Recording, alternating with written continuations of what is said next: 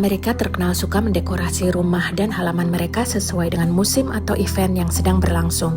Selain mendekorasi untuk 4 musim yaitu Spring, Summer, Fall, dan Winter, mereka juga suka mendekorasi untuk macam-macam perayaan misalnya Halloween, Thanksgiving, Natal, Tahun Baru, Paskah, Hari Kemerdekaan Amerika Serikat, dan lain-lain. That's really heavy. Yeah.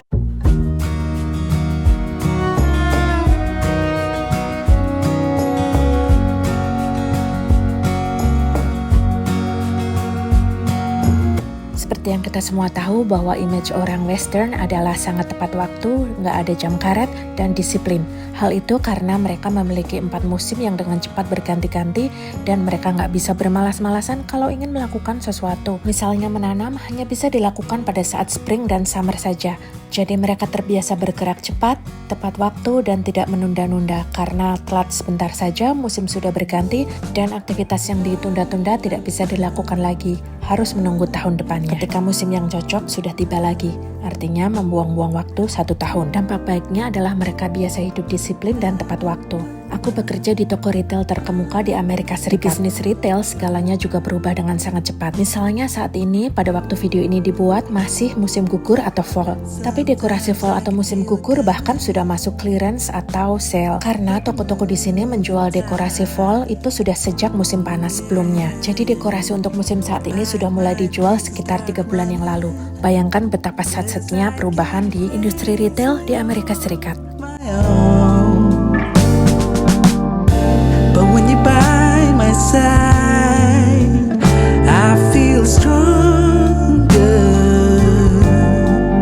No need to run, no need to hide with you.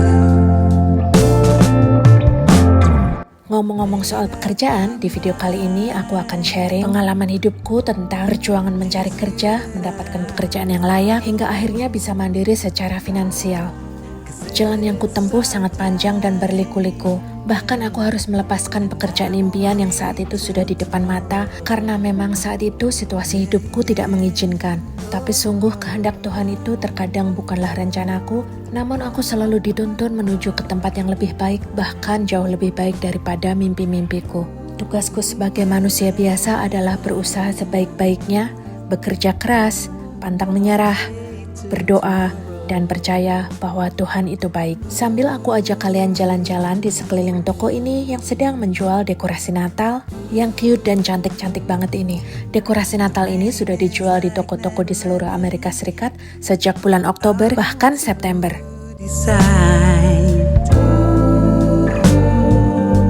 But your eyes make me forget it. Oh, 'cause they light up the sky. Aku berasal dari keluarga yang sangat sederhana. Bahkan di masa kecilku dulu, aku mengalami pernah nggak punya toilet pribadi, jadi kalau mau buang air besar harus pergi ke WC umum atau ke sungai. Aku juga tidak pernah punya sepeda motor sendiri, apalagi mobil. Satu-satunya motor yang pernah kami miliki adalah sepeda motor tua merek Yamaha milik ayahku. Karena ayahku membutuhkan sepeda motor itu untuk pergi bekerja. Sepeda motor Yamaha tua yang kadang sulit di starter dan kadang macet di tengah jalan. Ketika aku TK, aku pergi sekolah dengan berjalan kaki dengan diantarkan oleh ibuku. Ketika SD, aku berjalan kaki sendiri ke sekolahku. Sewaktu SMP, aku naik sepeda butut karena jarak SMP ku agak jauh dari rumah. Ketika SMA, aku juga naik sepeda butut itu karena jarak dari rumahku juga cukup jauh tapi masih terjangkau dengan sepeda. Baru ketika aku kuliah di Universitas 11 Maret Surakarta, jurusan sastra Inggris, jarak menuju universitasku itu sangat jauh. Kalau ditempuh dengan sepeda, apalagi berjalan kaki, nggak akan sampai-sampai. Jadi waktu aku kuliah dulu, sarana transportasiku adalah bis kota. Singkatnya, aku nggak pernah punya alat transportasi pribadi, meskipun hampir semua teman-temanku saat itu sudah mengendarai sepeda motornya masing-masing.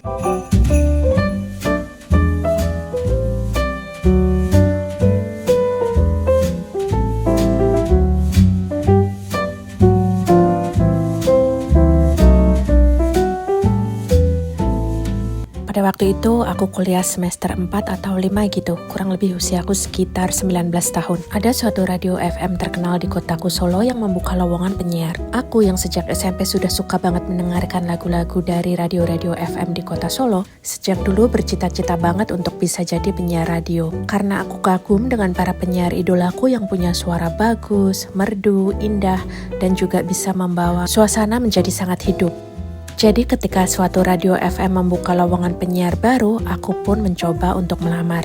Aku mengirimkan contoh suaraku dan ternyata mereka menyukainya. Sehingga aku lolos ke tes lanjutan, yaitu tes siaran di studio mereka. Pada hari H aku datang ke studio radio FM itu, dan aku mendapatkan materi tes untuk membacakan siaran berita dalam bahasa Inggris. Karena memang di surat lamaran aku menyebutkan bahwa aku cukup mahir berbahasa Inggris. Dan ternyata aku lolos lagi sehingga sebenarnya aku sudah bisa masuk ke jajaran penyiar baru di radio FM itu. Namun sayangnya kenyataan hidup berkata lain. Situasiku saat itu tidak memungkinkan. Sehingga dengan berat hati aku harus melepaskan impian untuk menjadi seorang penyiar radio.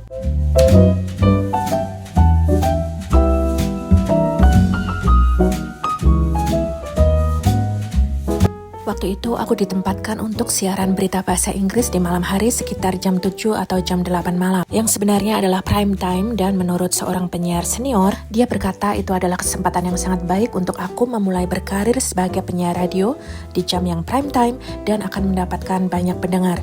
Dengan begitu kelak, aku bisa mencari nafkah lebih dari cara berjualan suara. Selain menjadi penyiar, aku juga bisa menjadi MC, bahkan pembaca berita di televisi. Tapi seperti yang aku bilang, aku tidak pernah punya kendaraan pribadi. Jadi jam 7 atau 8 malam itu sudah nggak ada bus kota yang masih beroperasi. Dan juga studio radio itu letaknya sangat jauh dari rumahku. Aku nggak akan bisa mencapainya dengan naik sepeda. Pernah terpikir untuk meminta tolong pada ayahku untuk mengantarkan aku ketika aku mau siaran, lalu juga menjemput ketika aku selesai siaran. Tapi aku nggak sampai hati untuk menyampaikannya kepada ayahku karena setiap hari beliau bangun pagi-pagi sekali sekitar jam 4 atau jam 5 pagi, mencuci dan menyetrika baju untuk kami sekeluarga, bahkan menanak nasi dengan cara tradisional pakai dandang dan panci karena waktu itu kami nggak mampu untuk punya rice cooker. Pokoknya ada banyak sekali pekerjaan yang harus beliau lakukan di pagi hari sebelum akhirnya berangkat untuk bekerja. Jadi ayahku harus tidur sekitar jam 8 atau jam 9 malam supaya esok paginya bisa bangun pagi dengan badan yang sehat dan segar. Sedangkan siaranku akan berlangsung sampai malam dan aku gak tega untuk ngomong kepada ayahku. Apalagi di siang hari saja sepeda motor bututnya sering macet. Kadang ketika sepeda motornya macet di tengah jalan, ayahku harus menuntun dari jalanan atau dari tempat kerjanya sampai kembali ke rumah. Aku gak tega banget membayangkan hal itu terjadi pada ayahku di malam hari dengan sepeda motor bututnya yang macet. Jadi kepada orang tuaku, aku berkata bahwa aku gak lolos seleksi menjadi penyiar baru di radio FM itu. Demikianlah aku harus merelakan salah satu mimpi besarku untuk kandas. Sampai sekarang aku gak pernah merasakan menjadi penyiar radio seperti yang dulu pernah kuidam-idamkan. Tapi lihatlah, di zaman sekarang ada YouTube di mana aku bisa membuat videoku sendiri dan mengisi suara untuk channel YouTubeku seperti yang sekarang kalian dengarkan. Yang aku sangat enjoy melakukannya pada saat aku punya waktu luang, bahkan kulakukan dari Amerika Serikat.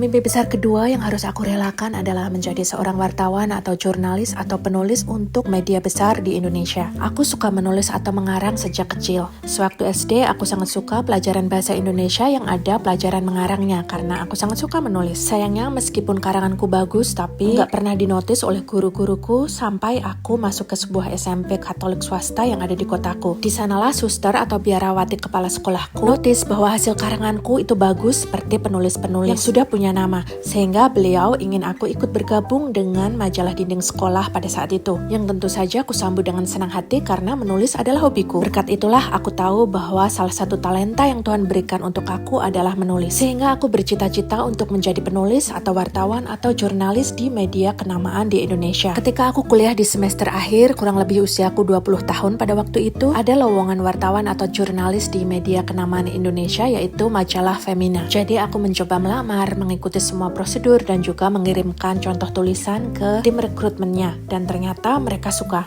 Jadi aku mendapatkan surat panggilan untuk tes tahap berikutnya yang akan diadakan di Jakarta di kantor mereka. Saat itu firasatku mengatakan kalau aku mengikuti tes ini sampai selesai, rasa-rasanya aku akan lolos dan diterima bekerja di majalah Femina. Tapi entah kenapa saat itu juga aku mulai berpikir bahwa seandainya aku bekerja di majalah Femina di Jakarta, pastinya aku harus pindah ke Jakarta karena bekerja di sana. Tapi dengan situasi hidupku saat itu, aku tidak bisa pindah jauh dari kota Solo dan meninggalkan orang tuaku, terutama ibuku. Jadi aku pun harus merelakan kesempatan emas ini untuk sekali lagi kandas.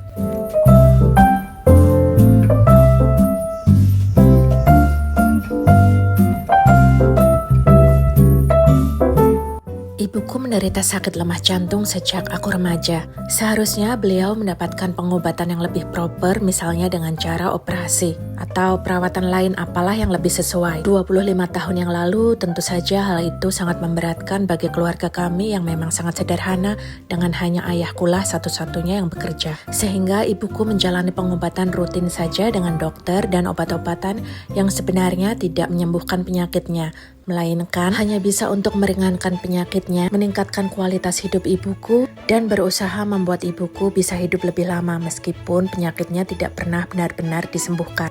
Pada waktu itu aku masih muda sekali ya, sekitar umur 12 atau 13 tahun, jadi aku kurang paham dengan detail penyakit ibuku. Namun sejak saat itu aku tahu bahwa umur ibuku mungkin tidak akan terlalu panjang, dan sebisanya aku ingin membahagiakan ibuku, dekat dengan dia, dan menikmati waktu bersama selagi masih bisa. Menjelang aku mau lulus kuliah, kondisi kesehatan ibuku semakin menurun. Jadi ketika aku mendapatkan panggilan dari majalah Femina itu, ibuku sudah mulai sering sakit-sakitan. Dan aku tidak ingin meninggalkan beliau, apalagi untuk pindah dan bekerja di tempat yang jauh, meskipun itu adalah pekerjaan yang sangat aku impi-impikan. Akhirnya segera setelah aku lulus kuliah, aku mencari pekerjaan di tempat tinggalku di kota Solo. Pekerjaan pertama dan keduaku, ya payah banget gitu, tapi tetap kujalani sebagai pengalaman untuk fresh graduate mendapatkan pekerjaan lain yang kelak lebih baik. Ini sebelum aku bekerja di perusahaan furniture ekspor yang pernah kuceritakan ya. Gajiku yang sangat kecil dari pekerjaan pertama itu aku tabung dan aku belikan setelan dress yang sangat bagus untuk ibuku.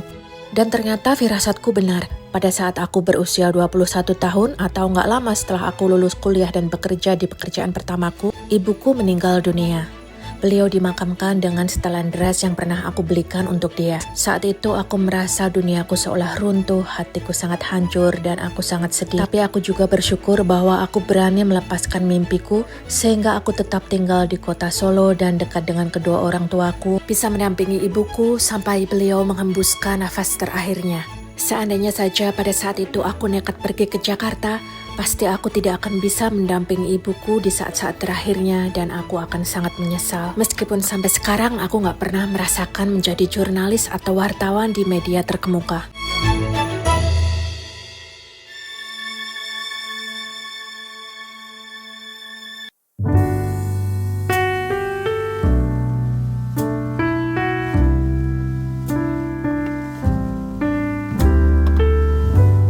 I woke up this morning, I looked outside my window where children lighting up the Christmas tree.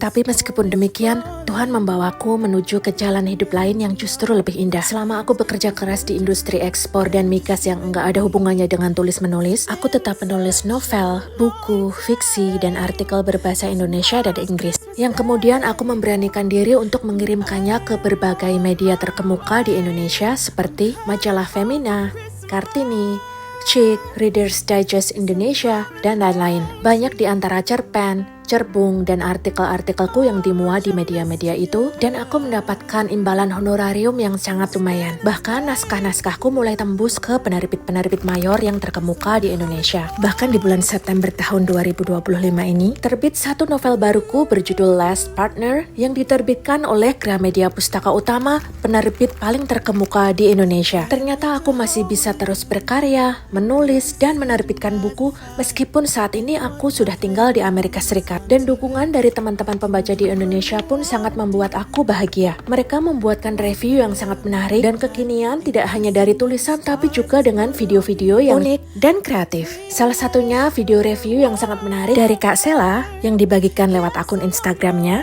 yang bernama Claudie's Library. Untuk kalian yang suka membaca buku, jangan lupa follow akun Instagram Kak Sela supaya kalian mendapatkan referensi buku dan novel yang menarik. Ini dia video reviewnya yang sangat unik dan aku suka banget. Terima kasih banyak Kak Sela. Hai, kenalin, aku Freya, seorang manajer marketing perempuan yang sukses dalam karir. Kerja cepat dan tepat, itulah prinsipku. Saking cepat dan tepatnya sampai-sampai 3 mantan asistenku tidak betah kerja denganku. Orang-orang bilang harusnya sih aku sedikit lebih santai dan gak perlu terburu-buru. Supaya gak gampang stres, kata mereka aku perlu sedikit slow down. Yang mereka nggak tahu, aku begitu karena ada kenangan pahit di baliknya. Hingga akhirnya datanglah Nuno, seorang asisten baru yang dingin, minim ekspresi, tapi profesional. Asisten baru yang bisa mengimbangi kegilaanku. Tapi siapa sangka, dengan Nuno aku akhirnya belajar bahwa hidup itu perlu dinikmati. Kisah selengkapnya tentang diriku dan ulasannya, baca pada caption ya. Novel baruku yang berjudul Last Partner diterbitkan oleh penerbit Gramedia Pustaka Utama. Dan ini adalah pertama kalinya aku menggunakan nama pena baruku, Resia Rose. Bisa kalian dapatkan di toko Gramedia terdekat atau beli online. Harganya Rp89.000. Aku menunggu banget review dari kalian. Selamat membaca!